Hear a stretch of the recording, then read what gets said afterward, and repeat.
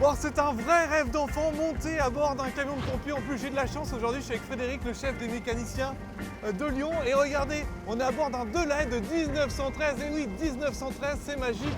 Dès comme ça, il y en a 150 dans cette réserve et ce musée de Lyon. C'est parti, on va voir tout ce qui se passe. Let's go!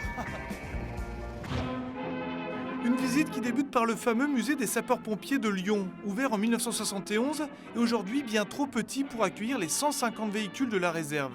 Seule une dizaine de camions de pompiers trouvent place. Des véhicules forcément exceptionnels, comme le premier camion de pompiers de chez Berlier, datant de 1909. L'unique Vermorel ayant servi comme véhicule incendie, sorti l'année suivante, ou bien encore le tout dernier véhicule existant de la marque Miosset. Des œuvres d'exception, même si la directrice rêve de pouvoir en accueillir bien plus. C'est vrai qu'aujourd'hui, nous pouvons en exposer 10, 12. On essaye de les faire tourner également, de varier un petit peu la présentation. Mais à terme, ce que l'on souhaite, c'est pouvoir avoir plus de véhicules exposés dans nos futurs locaux. Pour les découvrir, il faut se rendre à une dizaine de kilomètres de là, à Vaux-en-Velin, au sein de la réserve du musée, interdite au public, avec du rouge à perte de vue. Au sein de ce hangar vétuste, près de 150 camions de pompiers s'entassent, pour la plupart des pièces uniques. On regarde son historique, c'est-à-dire que si c'est un véhicule qui a été tiré à des millions d'exemplaires, ça ne nous intéresse pas forcément. On cherche la rareté, on cherche l'état du véhicule, il ne faut pas qu'il soit trop délabré non plus. Et parmi les plus belles pièces de cette réserve secrète, on retrouve cette collection de Delahaye avec des véhicules datés de 1913 à 1936. Ou encore un modèle Delaunay-Belleville, édité à très peu d'exemplaires, habituellement réservé aux fortunes de l'époque, à l'image du tsar de Russie. Celui-ci a été transformé en véhicule incendie. Ce véhicule a appartenu à un riche industriel de Montalieu et les sapeurs-pompiers l'ont récupéré, ont enlevé la caisse du maître pour se faire une caisse spécifique incendie. Ce modèle-là, 6 cylindres, c'est le seul modèle qui reste aujourd'hui au monde. C'est une pièce unique. Les histoires de tous ces véhicules sont nombreuses, avec même quelques véhicules stars de cinéma, comme ce Berlier ayant tourné dans Le Gendarme de Saint-Tropez, ou un modèle unique de chez Renault que l'on peut retrouver dans La Grande Vadrouille, et à l'histoire bien plus riche que son apparition sur grand écran. Il a effectué l'extinction du feu de l'abbaye de Beaune, puisqu'on y trouve encore des traces d'étain du clocheton de l'abbaye qui avait fondu.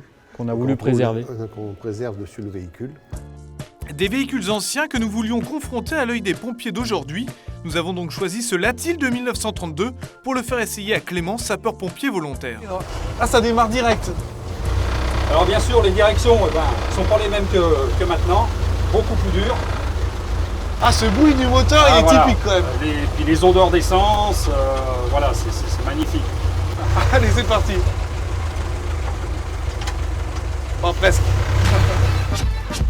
Et si 80% des 150 véhicules présents peuvent aujourd'hui toujours rouler, c'est surtout grâce à l'équipe de Frédéric Pizzinato et des bénévoles qui viennent régulièrement aider à la réfection.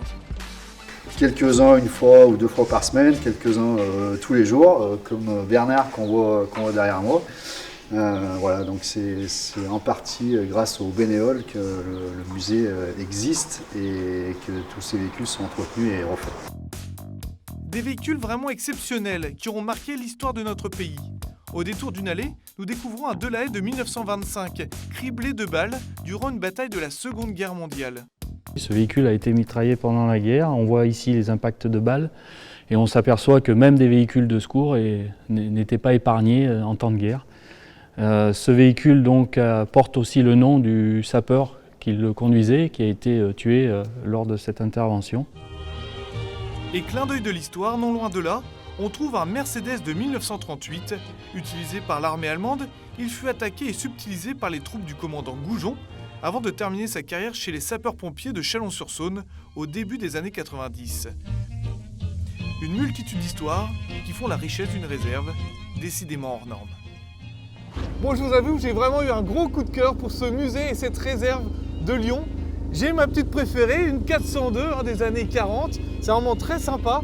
Alors, pour tous ceux qui voudraient voir cette réserve, exceptionnellement, elle sera ouverte pour vous le 21 mai prochain pour une nocturne. N'hésitez pas à aller sur le site du musée, vous allez vous régaler, vous aurez tous les renseignements pour venir découvrir ces véhicules d'exception. Quant à moi, je reprends la route vers Paris.